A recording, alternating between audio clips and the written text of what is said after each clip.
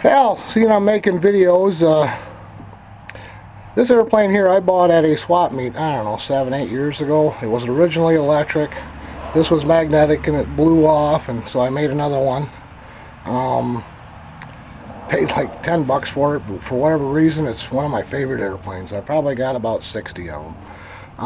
Back there you can see the monocoats coming off the tail. One of the ailerons hinge broke, so I got to do some repairing before I can fly it again. But the engine's the thing I like the most. It's a Como. Como was built by the son-in-law of Super Tiger, the owner of Super Tiger from Italy. And he built a very good engine. It's basically a Super Tiger with a couple small differences. And no Super Tigers that you buy today from China are not the same as what they were back in the day. I don't know, my shop is usually kind of a shithole, but we'll see if we can show it to you quick here. I do a lot of building out here. But, you know, you can kind of see I got helicopters, airplanes. That's my night flyer. If you look at my YouTube page, you'll find that. Airplanes, like in airplanes. I mean, they're everywhere. They're stuck in every corner. Boats, you know, everything. I mean, and then I got some big ones up in the garage. The gas ones that won't fit in my shop.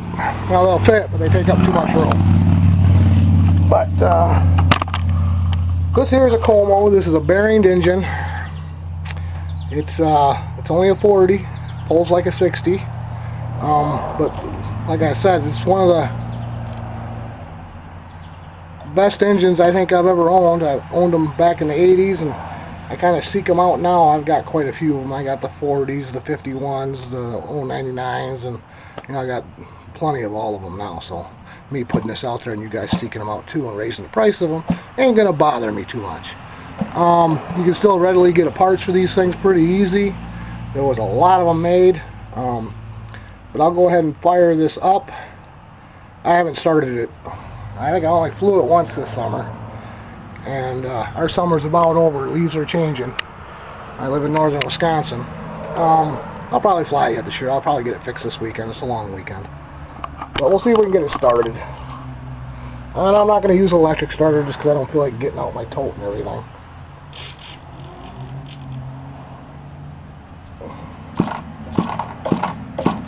I am going to prime this one just because I know it's dry and it has after-run oil in it. You can tell when that fuel gets to the piston, it'll start, you know, waddling more. But I think right there, I think that's got fuel in it.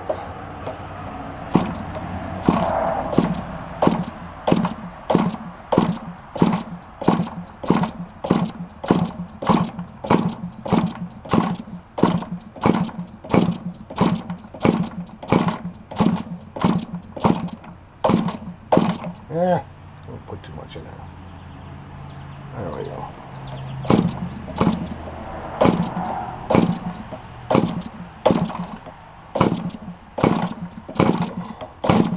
Like I said, I haven't started this in quite a while.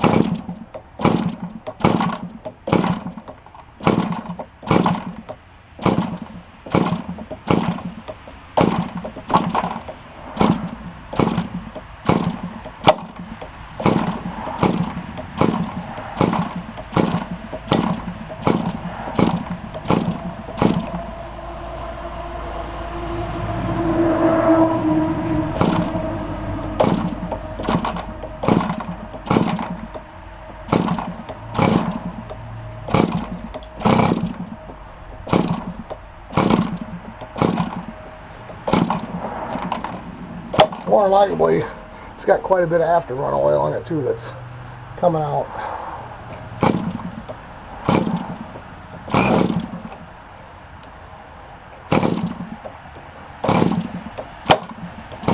That's why I use a chicken stick or a glove. Ain't gonna cut your finger off, but it will hurt.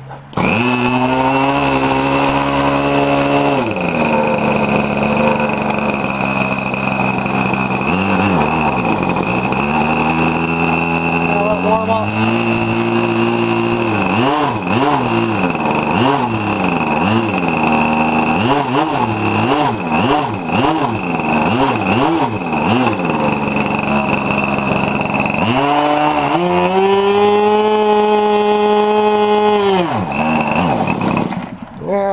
put about a quarter of a fuel bulb of fuel in it, so I don't know how much it's going to run. How's it going? Hello.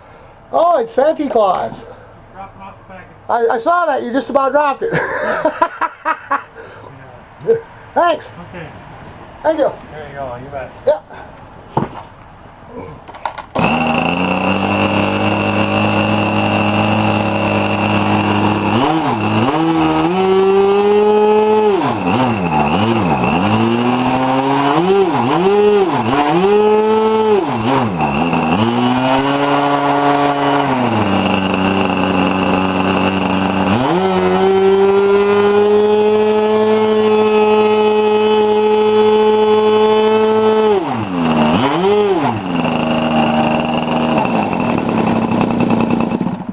And that little button on the transmitter that says throttle cut or whatever button you toggle it to or bind it to.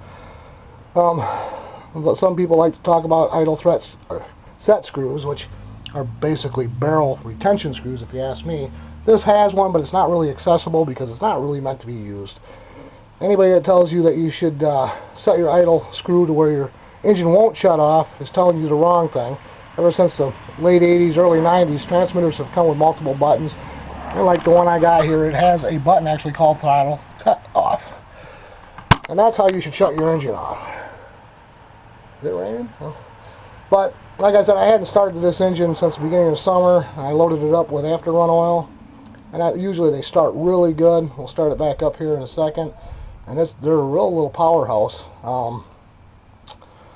I don't know why they ever quit making them. OS pretty much put everybody out of business. I think these cost more to manufacture than OS was selling their engines for at the time, and OS kind of stomped everybody out.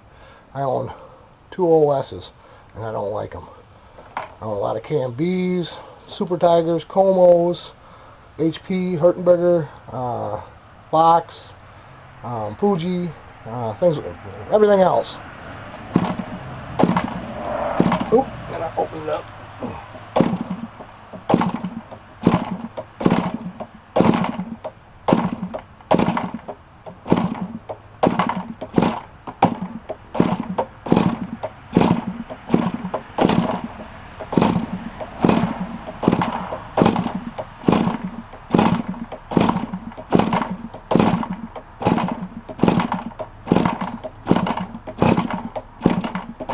Yeah, it's hot. I can feel the heat coming off it.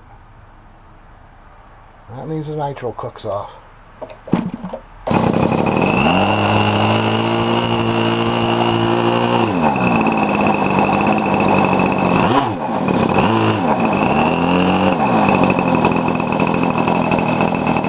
That probably looks like it's shaking a lot on the video. It is a little bit. But that thing will sit there and idle like that all day. See if I can get a little lower.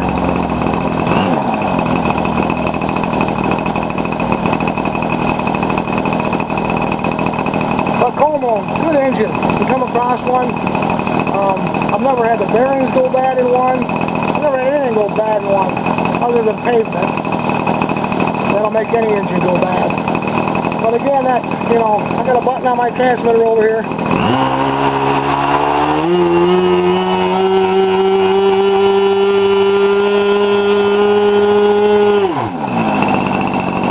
Button on my transmitter here.